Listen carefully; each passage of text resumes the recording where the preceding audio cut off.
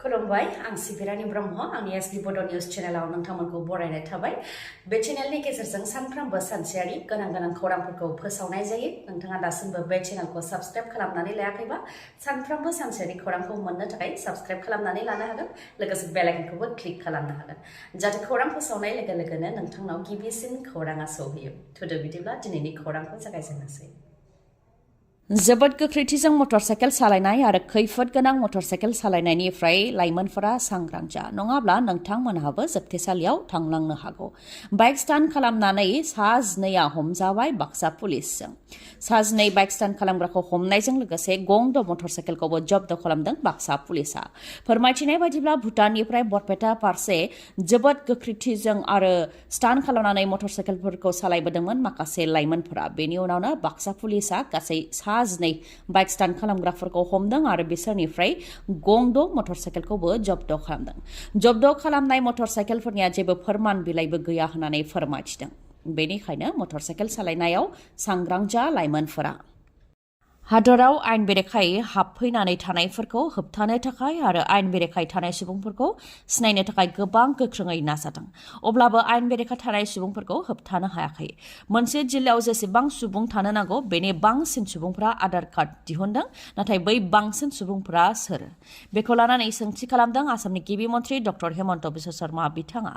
Aadhaar card दिहुननायाव दानिफ्राय गोख्रोंसिन नियम खालामनाय जासिगोन आरो बेनि थाखाय नटिफिकेशनखौ फोसावनानै होनाय जासिगोन होननानै फोरमायथिदों आसामनि गिबि मन्थ्रि बिथाङा जायफोर 2014 मायथाइयाव एनआरसिनि थाखाय एप्लाइ खालामाखै बिथांमोनहा आसामनिफ्राय आधार कार्डखौ माब्लाबाबो मोननो हानाय नङा होननानै बुंथियो बिथाङा लोगोसे फोरमायथिबावदों दि माखासे जिल्लायाव 100% सुबुं दंब्ला 110% सुबुङानो आधार कार्ड बानायदों नाथाय बे 10% बांसिना सोर बेखौ लानानै सोंथि खालामो बिथाङा बांलादेश आरो भारत सिमायाव गोबां बांलादेशीफोरखौ हमनाय जादों नङाब्ला बिसोरबो आसामनिफ्राय आधार कार्ड लानानै गुबुन जायगायाव थाहैगोन बेनिखायनो आधार कार्ड दिहुननायनि बेलायाव दानिफ्राय रायजो सरकारा आरोबाव गोख्रोंसिन जासिगोन होननानै रोखायै बुंथिदों आसामनि गिबि मन्थ्रि डक्टर हेमन्त बिश्व शर्मा बिथाङा बेनि अनगायैबो ट्राइबेल बेल्ट एन्ड ब्लकआव आयेन बेरेखायै थानाय सुबुंफोरखौबो होस्रांनायनि सायावबो खोथा बुंदों आसामनि गिबि मन्थ्रि बिथाङा दुधनियाव बाहागो लानानै बिथाङा बुंथिदों दि गवालपारा जिल्लायाव राभाफोरा राव हारिमु थुनलाइ आरो धोरोमाव गोबां नाख्रेबजादों बेनिखायनो ट्राइबेल बेल्ट एन्ड ब्लक हायाव थानाय सिनायनो हायै सुबुंफोरखौ थाबैनो होस्रांनाय जागोन होननानै बुंथियो बिथाङा ससियेल मिडियाया जोंनि समाजाव ओरैबायदि गाज्रि गोहोम खोख्लैबाय उन्दैनिफ्राय लानानै बैसो जानाय सुबुंफोरनिसिम गाज्रि गोहोम खोख्लैदों उन्दै गथ'साफ्रा जेब्ला मबाइलजों नांथाबनानै थायो अब्ला गिखांनाय फैयो बिथांमोननि इयुना मा जागोन उन्दै गथ'साफोरनि मेगन मेलेम आरो देहाया इन्स्टाग्राम फेसबुक बायदिफोराव उन्दै गथ'साफोरनि एकाउन्ट थानायखौबो नुनो मोनो बेफोरखौ सामलायनायनि बिबाना गेदेरफोरनि बा बिमा बिफानिमोन नाथाय बिमा बिफा बा गेदेरफ्रा सामलायनो हायैनि थाखाय सरकारा बेनि सायाव गोख्रों राहा लानो हासिगौ digital personal data protection act 2023 खौ थांनाय 2023 नि आगस्ट दानावनो पार्लियामेन्टआव पास खालामनाय जादोंमोन दा बेनि ड्राफ्ट रुल फोसावदों मिरु सरकारा digital personal data protection act 2023 नि ड्राफ्ट रुलनि बायदिब्ला 18 बोसोर बैसोनि उन्दैसिन लाइमोनफोरा दानिया ससियेल मिडियायाव एकाउन्ट खुलिनो मोननाय नङा जायखिजाया ससियेल मिडियायावनो बिथांमोनहा एकाउन्ट खुलियोब्ला बिमा बिफा बा गेदेर सुबुंफोर जायफोर 18 बोसोर बैसोनि बांसिन बिथांमोननिफ्राय गनायथि लानो नांगोन गथ'सानि बिमा बा बिफाया सरकारनि फोरमान बिलाइ होनायनि उनावसो उन्दै गथ'नि मुङाव एकाउन्ट खुलिनानै होनो हागोन बेनि अनगायैबो जायखिजाया ससियेल मिडियायाव एकाउन्ट खुलियोब्ला सुबुंफोरनि पार्सनेल डाटाखौ गुबुन हादराव लांनायनि सिगां मिरु सरकारनिफ्राय कम्पानिया गनायथि लानो नांगोन जुदि आयेनखौ सिफायोब्ला कम्पानिया 250 कौटि रांसिमबो जुरिमाना होनांनो हागौ मिरु सरकारनिफ्राय फोसावनाय बे ड्राफ्ट रुलनि सायाव रायजो राजाफ्रा माबाफोर हेंथा बुंनो गोनां दंब्ला आरो साजेसन होनो थाखाय ministry of electronics and information टेक्न'लजिया खावलायहरदों mygov.in आव थांनानैनो नोंथांमोनहा हेंथा होनो हागोन नङाबा साजेसन होनो हागोन 18 फेब्रुवारि 2025 नि गेजेरावनो होनो नांगोन बेनि उनावनो बे आयेनखौ फाइनाल खालामनाय जागोन होननानै फोरमायथिदों उदालगुरिनि डिमाकुसियाव 64थि बर' थुनलाइ आफादनि जथुम्माया खुंजानो गेजेराव आरो माखासे सानल' आद्रा दंसै 10, 11 आरो 12 जानुवारि सानथामनि हाबाफारिजों खुंजागोन उदालगुरिनि डिमाकुसियाव 64थि बर' थुनलाइ आफादनि जथुम्माया थाग थियारि जानाया बेसेबां आवगायखो बेनि सायाव बर' थुनलाइ आफादनि गाहाय नेहाथारि नीलकान्त गयारी बिथाङा फोरमायथिदों। बिथाङा फोरमायथिदों दि बे 64थि बर' थुनलाइ आफादनि जथुम्माया जारिमिनारि जानो थांगासिनो दं। गोबां खस्थ' खालामनायनि गेजेरजों खुंफुं आफादा साखाफारा जाबाय होननानै फोरमायथिदों, जेराव जोंनि ओनसोलनि सुबुंफोरा बाहागो लानायजों लोगोसे नेपालनि, मेघालयनि आरो सोनाब बंग'नि बर'फ्राबो बाहागो लागोन, लोगोसेनो बांलादेशनि त्रिपुरिफ्राबो बाहागो लागोन, दिल्लीनिफ्राय बर'फोर बाहागो लागोन,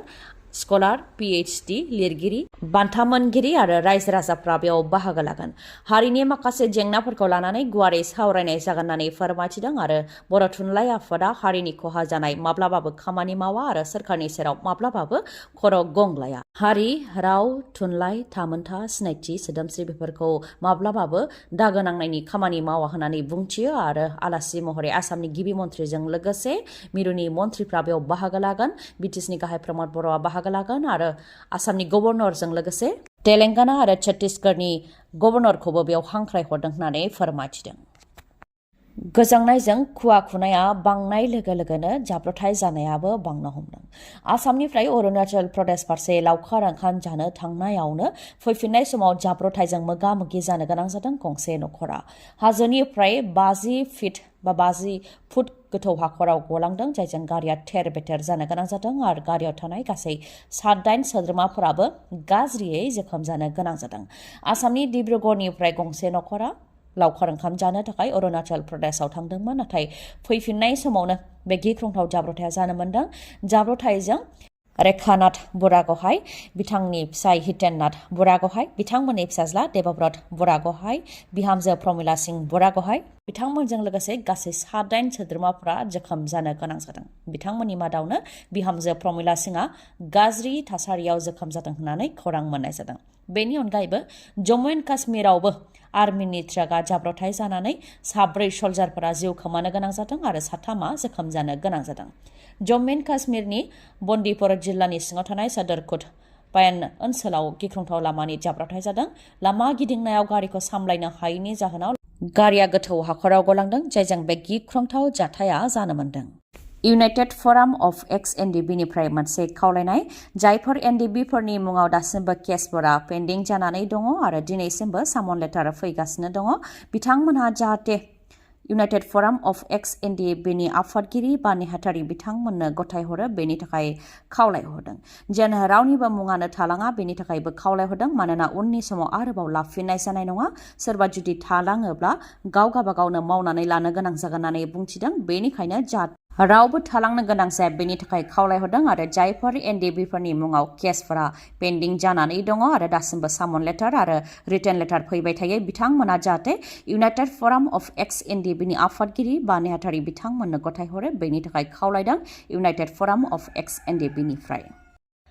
8 जानुवारियाव धर्ना होनाय हाबाफारि बानजायदों दुलाराय बर' फरायसा आफादा। आसामनि मोनफ्रोमबो जिल्लानि हेड क्वार्टाराव धर्ना होनाय जागोन। बर'फोरनि सोलोंथाइनि गोलाव समनिफ्रायनो जि जेंना बेखौ लानानै धर्ना होनाय जागोन होननानै फोरमायथिदों। फुंनि 11 रिंगानिफ्राय 2 रिंगा 3 घन्टासिम धर्ना होनाय जागोन होननानै फोरमायथिदों आरो बेखौ लानानै प्रेस रिलिजबो फोसावदों दुलाराय बर' फरायसा आफादनिफ्राय। प्रेस रिलिजाव बेखौनो मख'दों दि बर'फोरनि बेफोर जेंनाखौ सुस्रांनायाव आसाम सोरखारा फेलें जादों। बेफोर जेंनाफोरखौ सुस्रांनो थाखाय आसाम सोरखारजों गोबां खेब सावरायनाय जाबाय आरो आसाम सोरखाराबो सुस्रांनानै होनो थाखाय गोबां खेब रादाय होबाय, नाथाय सुस्रांनानै होआखै आरो गोनांथिबो होआखै। माखासे दाबिफोर जेरै आसाम जुडिशियेल सार्भिस एग्जामिनेसनाव बड'खौ साबजेक्ट महरै थिसननाय, सिटेटआव बड'खौ लेंगुवेज 1 हिसाबै थिसननाय, बर' बिजोङाव मोन 35 गोदान मडेल हाइ स्कुल बानायनाय, गंसे 100 बड' मिडियाम हाइ स्कुलफोरखौ हायार सेकेन्डारि स्कुलाव आपग्रेड खालामनाय आरो बेफोराव फोरोंगिरि थिसननाय, लोगोसेनो